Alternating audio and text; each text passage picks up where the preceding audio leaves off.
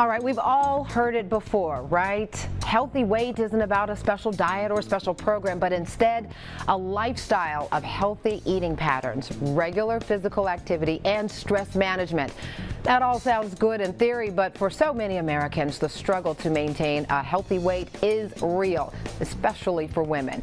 So today we're going to hear from a physician who's going to share her personal journey of weight loss, along with some really great healthy habits that we can all get behind. And two Portia Show viewers open up about their lifelong battles against obesity. There is so much to cover when it comes to losing weight, so we're going to talk about some of it today on Portia.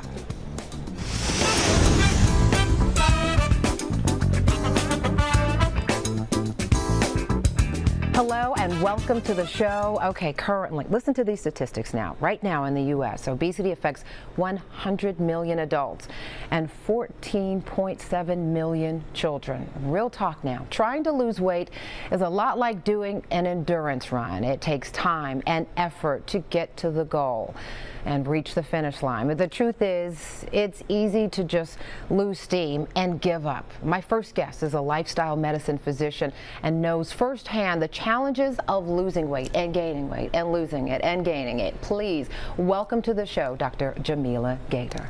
Thank you. Hello, Dr. Gator. Good to have you. And it's good to have your expertise as well as your personal story. This is why people can relate to you. Exactly. Yeah. Exactly. Tell us about your journey, the highs and the lows. Yeah. So, I mean, I think as a woman, but just as a human being in general, we go through different things in life, and when that happens, we end up losing, control of things, and sometimes can gain weight, and then we don't know how to get it back off. And so for me, the heaviest I ever was in my life was just pre-pandemic, and I realized as COVID hit and I started seeing how obesity really impacted survival and health, and I had to figure out a way to actually incorporate healthy habits into my life. And even though I teach that every day, right? I teach that to my patients, I think that's a commonality. People know what they're supposed to be doing. They can't just manage to fit it in their life. It's something very different, especially making that time and making the right choices. And those are two of the biggest issues, right? Were those the biggest for you as well when you'd reached your peak weight?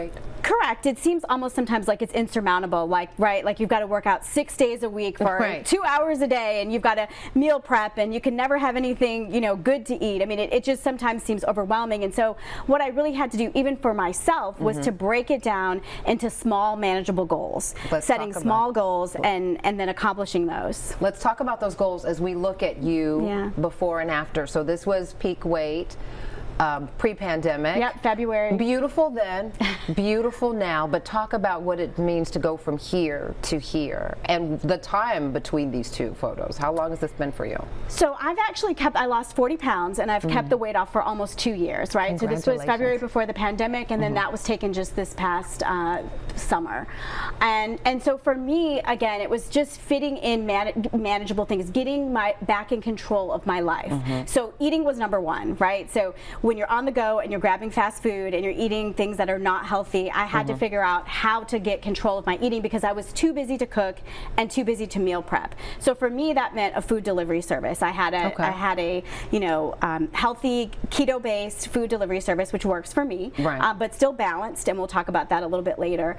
So that was key, and then fitting in my workouts. So for me, getting tools into the home where I could get out of bed and just spend 20 minutes to get some physical activity in. Because it doesn't have to be 90 minutes of intense workout. It's just sometimes just the 20 minutes a day of just moving your body, right? Even just 3 times a week, it was just like, how do I get started on this and form that habit and get into that habit of getting those good endorphins and getting that physical activity and starting to make those changes. So I just kind of took it in small bites, and it was just slow progress over time. It took me about 5 months to lose the 40 pounds. Wow, right. And I know a lot of people, a lot of women, and yourself have turned to different medications as well. Let's talk about that, the pros and the cons.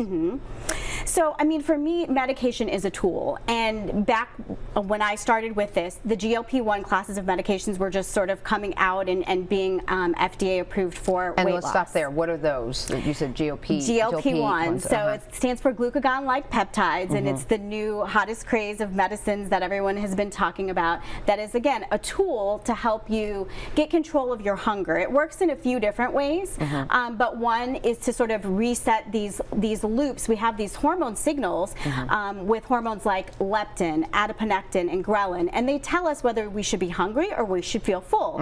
And when you overeat, those signals get blurred, and sometimes you just don't even know when you're full or when you're supposed to be hungry. So it's a tool to help you get in control of your hunger. And to be clear, I know there's some popular medications out there, a lot that celebrities are using. It's really prescribed for diabetics, right? But because there are people who, because of this food control, the appetite control, it's why it's become a popular pill for people trying to lose weight, right? Well, it was initially developed for diabetics, and when they were doing the clinical trials, they realized, hey, these patients are they're losing a tremendous amount of weight. There's got to be something to this medicine that also helps with weight control. So they went back and did clinical trials for weight control, and then got FDA approval for a specific weight category, and then that's a different medicine that is specific for weight loss.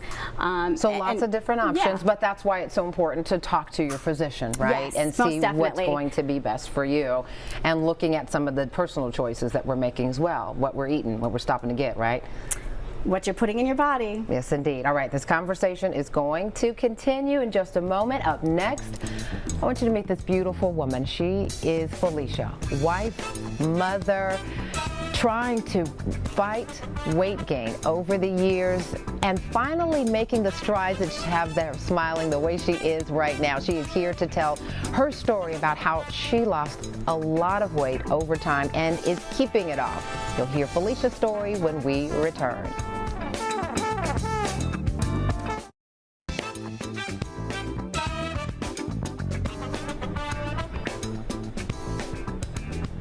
Welcome back to the table. We are talking about something I think a lot of you can relate to, just that long battle of losing weight, something we've all gone through at some point in our lives. We are having a conversation with Dr. Gator, but joining us now is Felicia Zorn. She's been on an up and down journey to feeling healthy. Please welcome Felicia. Hi there. Hey, thank you so much. Yes, indeed. Good to have you. I have watched your weight loss journey on social media for quite some time, and I'm just so inspired by the work that you've done. You've put in the real work. Yeah, it's not been an overnight change, for sure. There have been ups and downs. I appreciate you saying that, because throughout this journey, I've wanted to maintain transparency. You know, I was over 400 pounds at one point, and so when I decided to, you know, begin the weight loss surgery journey, I knew that I couldn't just start losing all this weight and then people not notice and not be able to ask questions. So I was like, I'm going to be an open book about it. I'm going to talk about my struggles, my victories, and so it's been really rewarding, you know, being able to share it with so many people. And this is something that you dealt with even in childhood as a teenager? Yeah, I've always been heavy. You know, when you're younger, people like to use nice words like chunky and big boned and things like that. But yes, since childhood, I've been overweight. And so when you say more than 400 pounds, I mean, that is significant. I think we just saw just a quick glimpse of a photo with you with your husband, too. This is something he's been on, a journey he's been on with you. Yes. There's no magic pill. No, there's no magic pill. There's no magic surgery either. You know, I had... And you've done both. I've done both. You know, I started in 2015 having vertical sleeve gastrectomy, which is the sleeve surgery in the weight loss community. And I had great success, lost 140 pounds in a little over a year, and didn't make any other lifestyle changes.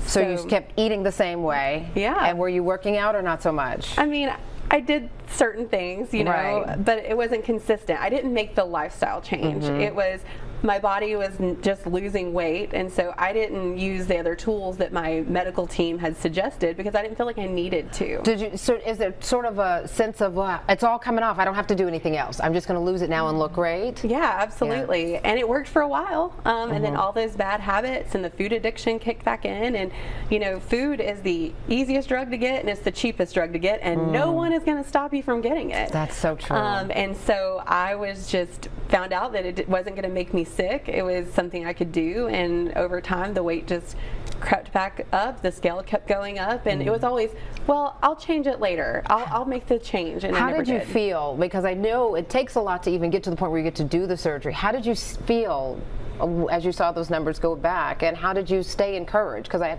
have to imagine there's a part where it just doesn't feel good to have gone through all that and then gain the weight back. How did you stay encouraged? It was really devastating. I thought that this was something that was going to be permanent. You know, I went through surgery. Like, how do you gain it back?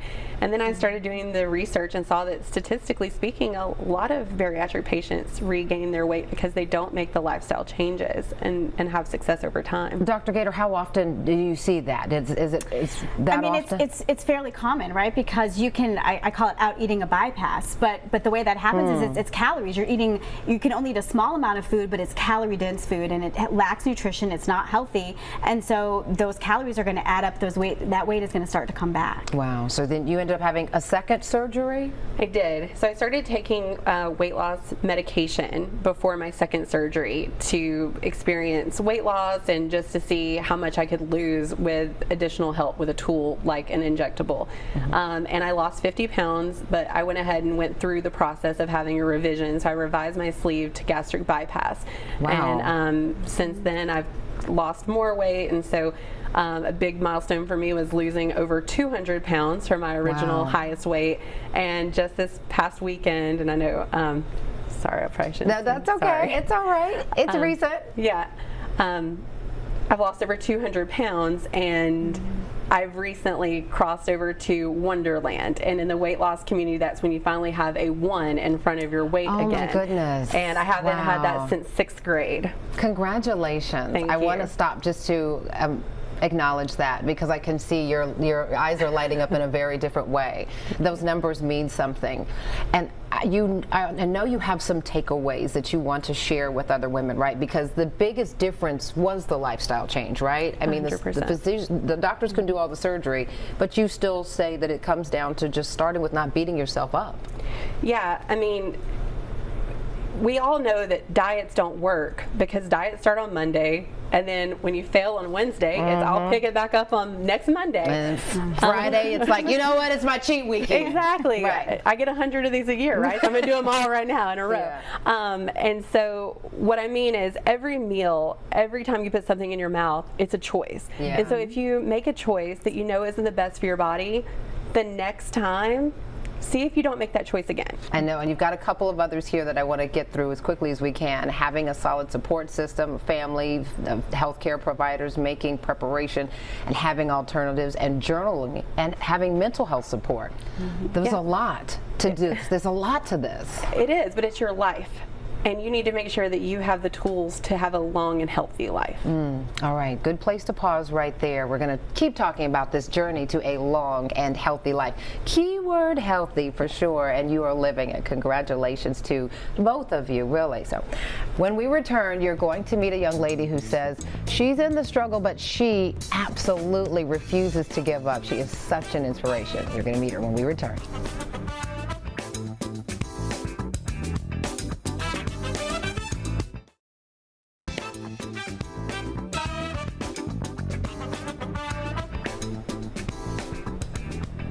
Welcome back to the conversation, and a good one it has been. We've been talking to Dr. Jamila Gator and Felicia Zorn about their successful journeys to a healthy weight. And joining us now is Shelby Finley. Shelby, you are still on your weight loss journey, but one of the things I love about you is how you are so candid about it. For folks who see you on Instagram and encourage you on Instagram, you're really encouraging the rest of us. What's this journey been like for you? It has been very, very life-changing. When I first started, I knew that it was something that I was going to stick with, and I knew that I was going to be doing it for a while, and it kind of eventually like just turned into my life, honestly. I just stayed with it, and I'm still going. I don't plan on stopping anytime soon. But you started as, you've been dealing with healthy weight issues since you were a little girl, right? Yes. Let's talk about that. You said that there's some family influence and then just personal choices and decisions, right? Yes. So as a child, I feel like you take on what your family knows. They raise you, they teach you. Their job is to help you to come into the world and be an adult. So I kind of took on what my family did. I didn't know what was right for me. I didn't know about going to the gym. I didn't know about healthy foods, and it wasn't until I grew up and I decided to live for myself and decided what resonates with my spirit. What was the shift for you? You say resonating with your spirit. What was it that made you say, you know what, I've got to take this seriously now, and I'm going to be so open with it and sharing it on social media? How I felt when I started. Honestly, when I started, it was just like, this is different, very different from anything that I've experienced, and I just thought, what could it be? And what could it turn into, and who could I be, more importantly. So I think like becoming Shelby is the most important thing about this. The funnest thing about this is learning about myself, learning about what I like to do. What's the best lesson you've learned about yourself so far in the months and pounds that you've lost? That's a good question. I feel like you're tougher than you thought you were. Yeah, no, for sure, for sure. If you put your mind to something, no matter how you feel on a bad day, that is what it's going to be. Yeah, Felicia, I see you nodding your head in agreement. This resonates with you. Yeah, the power you unleash, whenever you're able to take control.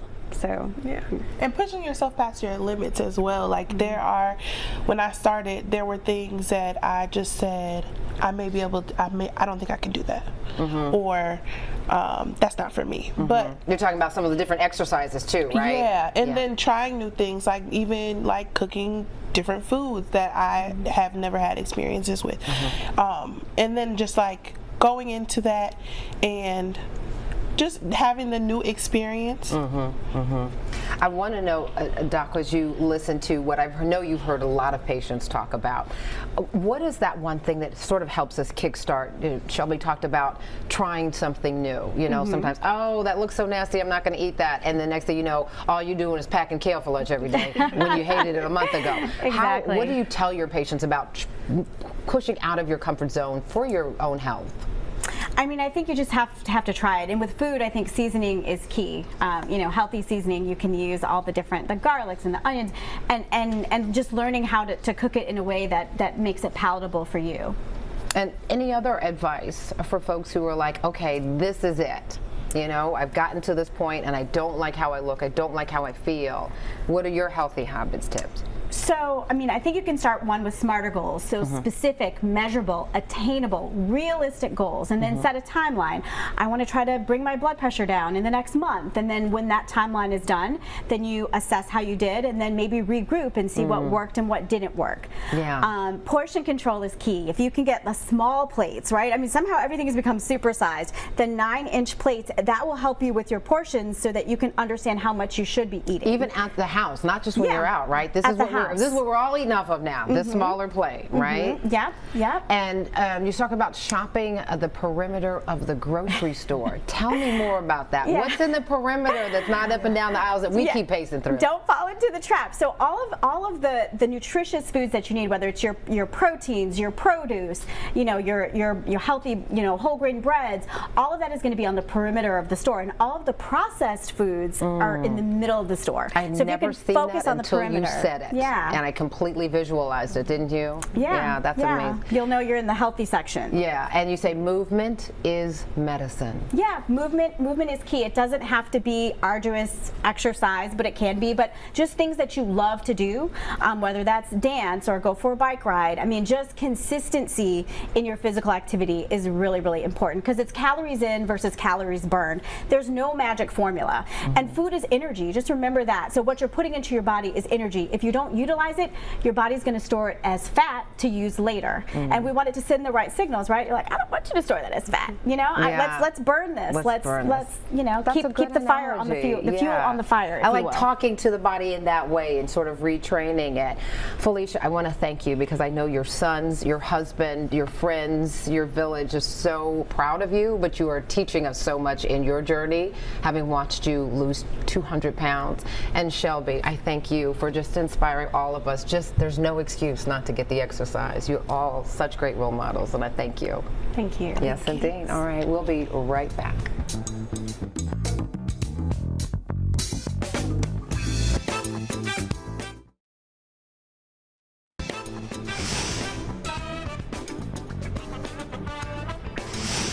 I want to thank all of our guests for sharing their weight loss success and struggles in such a public, honest, and candid way. I learned a lot today, and I sure hope you did too. Thanks for watching. Until next time, be the reason why someone smiles today.